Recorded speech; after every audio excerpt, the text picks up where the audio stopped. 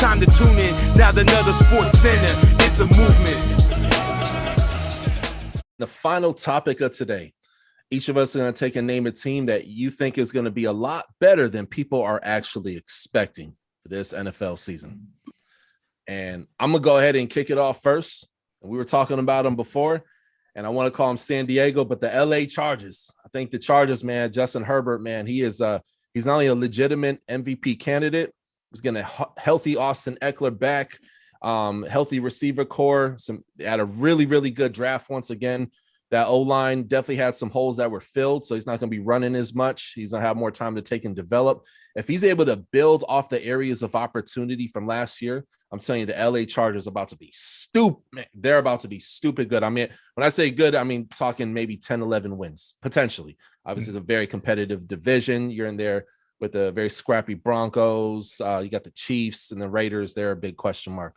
But, yeah, definitely for me, it's going to be the Chargers. I got the Chargers having a very big season this year. Doug, you're just going to go opposite of the team that I think isn't going to be as good as you think. You're just going to go ahead and just take the Chargers and say they're going to be good. I don't know, man. I might push back on it. I will push back on it. Okay. For the simple fact that I don't think Justin Herbert is going to be the problem. I think Justin Herbert is going to be fine in his second year. I think we are going to see him take a step forward.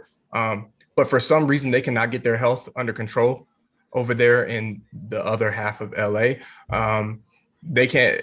Derwin James, how excited have we been about Derwin James for the last few seasons? And unfortunately, because I love him, I respect his game as a player, but he just has not been able to see the field, man, for whatever reason. Like 4 games. Yeah, like that's what I'm saying. And here's the thing. No disrespect to the man, but people are still treating his talent at the level it was, 2 seasons ago when he was actually playing. This man hasn't played almost 2 entire whole seasons of football. Are you going to get that production from him instantly when he hits the field? Joey Bosa is good, but he's not enough to anchor that entire defense. As far as I know, Melvin Ingram isn't re-signed. He's still a free agent, still being shopped right now. And he's the heart and soul of that defense. You have an aging corner in Chris Harris. Respect his game as well, but I mean, there's a lot of questions. They got a first-year head coach in Brandon Staley, who I personally loved as a defensive coordinator over in LA. I wish he would have stayed.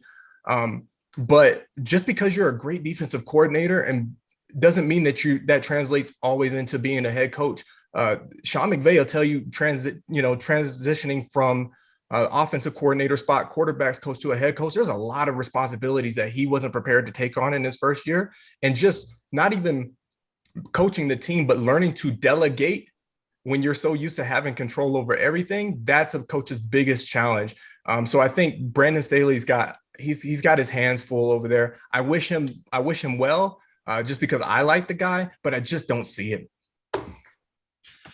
I hear you. Yeah, no, it's gonna be interesting. Obviously, they this draft, they got Rashawn Slater and whatnot. So they definitely and then of course they got the big cornerback, Asante Samuel Jr. So definitely have a lot more holes than say maybe a Dolphins or a Browns, teams who were not so good not too long ago, but are currently surging right now. So but yeah, we should definitely see for sure.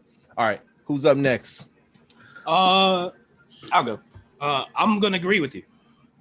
Part of the reason I want to take those the season tickets is because the Rams the Chargers do have a really young team, young talented team. I saw enough of them play like last year to be able to see their potential. The only thing, like we say on our show like several times, is if they have to be able to close out games. They had a lot of losses, games in the bag. You know what I'm saying? And to let the defense give them up at the end. We call them like the Atlanta Falcons of the West at one point on our show. But they can fix that problem. Like they can really challenge these people for the AFC, even division. They could challenge the Chiefs, or they could go toe to toe with the Raiders, or even beat who's the Toronto's new team, who we said in the previous segment. The OVO. The OVO Owls. There we go. The OVO Owls. You know what I'm saying? So if they can just fix that part of being able to close out games, they're gonna be a problem. Time to tune in. Now another Sports Center. It's a movement.